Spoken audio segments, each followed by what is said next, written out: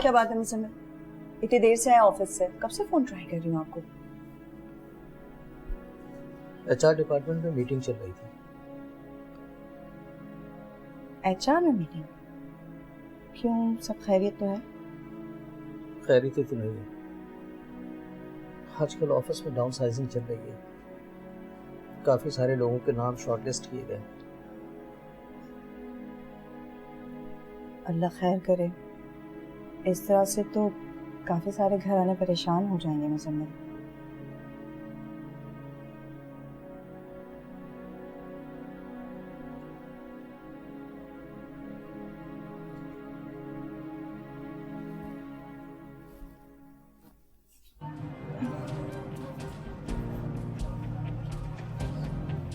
The number you dialed, the number.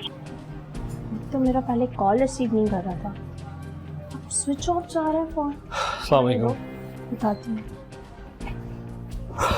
आ गए आप आवारागर्दी करके?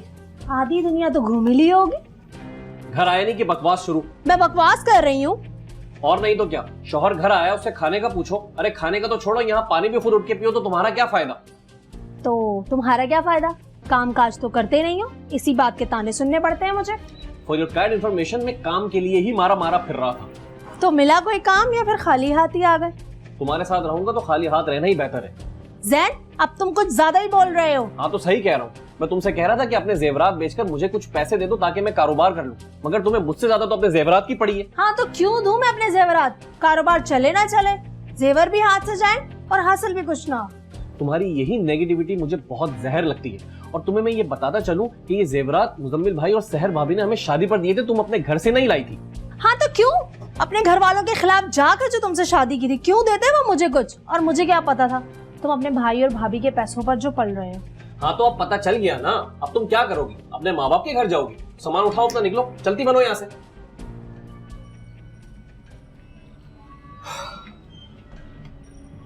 देखो जैन, हम आपस में दूसरों की वजह से क्यों लड़ रहे हैं? हमारी तो लव मैरिज हुई है ना, हमने तो साथ जीने मरने की कस्में खाई है ना। अब आई ना लाइन पे। अच्छा बताओ ना, क्या हुआ जॉब का?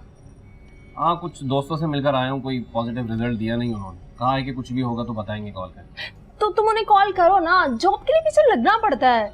तुम करो ना कॉल जैन। अरे अभी तो बोला है उनको, वो कहा है उन्होंने कॉल करेंगे यार। तुम करो ना कॉल प्लीज।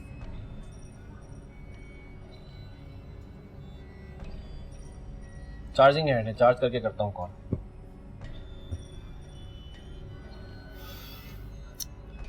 अच्छा भाई, आज ही करूंगा, हर हाल में करूंगा। चार्ज करके करता हूँ कॉल। अब मैं फ्रेश होके आ जाऊं।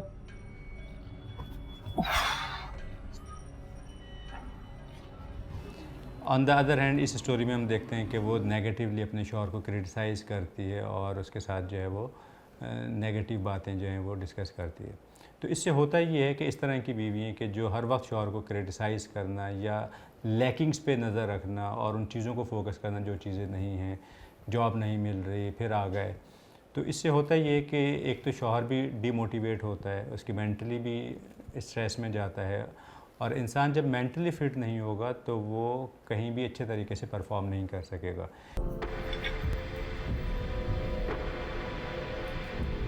क्या बात है रिदा, आज बहुत खुश लग रही है। क्यों? अब आपको मेरे खुश होने से भी प्रॉब्लम है? कैसी बातें कर रही हो? नॉर्मली तुम अपसेट रहती हो ना, तो बस इसलिए पूछा, और कोई बात नहीं है। क्योंकि बात ही कुछ खुशी की है। अरे तो मैं भी तो वही पूछ रही हूँ कि क्या बात है। दरअसल भाभी, वो मुझे एक अच्छी नौकरी मिल गई, वो भी मेरे दोस्त के ही ऑफिस में। अरे वाह, ज़ैनी तो बहुत खुशी की खबर है। Thank you. हाँ जैन, तुम्हें बहुत मुबारक हो। कुछ जल रहा है क्या? नहीं तो, चूल्हे पे तो कुछ भी नहीं है। जो कुछ जलने की बू आ रही है।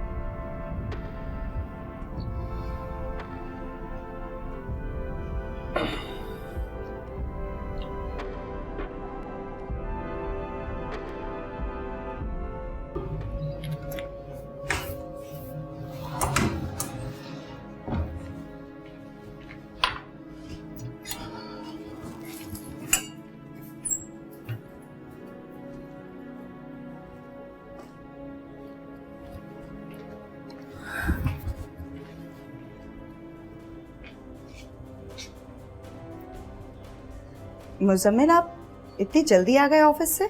तबीयत तो ठीक है आपकी? हाँ, मुझे नौकरी से निकाल दिया है। क्या? मैं आपके लिए पानी ले आती हूँ। नहीं चाहिए।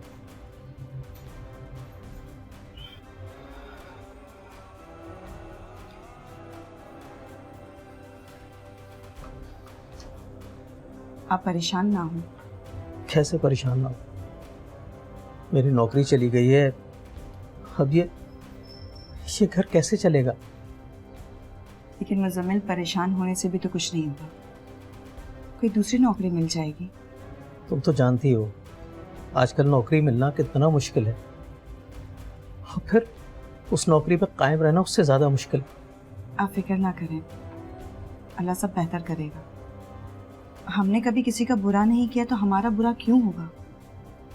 और अब तो वैसे भी जैन की भी तो नौकरी लग चुकी है ना।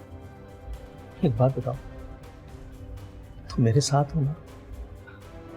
कैसी बच्चों जैसी बातें कर रहे हैं आप? मैं हमेशा आपके साथ रहूंगी, चाहे हालात जैसे ही क्यों ना हो। अपनी नौकरी तो रही नहीं, अब सैन की नौकरी पर नजर है। जब भी इंसान अपने कोई गोल सेट करता है और उन गोल्स को अचीव करता है तो उसे खुशी होती है, और इसका ताल्लुक जो है वो हमारे दो न्यूरोट्रांसमीटर्स हैं, डोपामिन और एंडोर्फिन, कि जब हम कोई गोल सेट करेंगे, उसको अचीव कर लेंगे तो फिर हमें खुशी मिलेगी।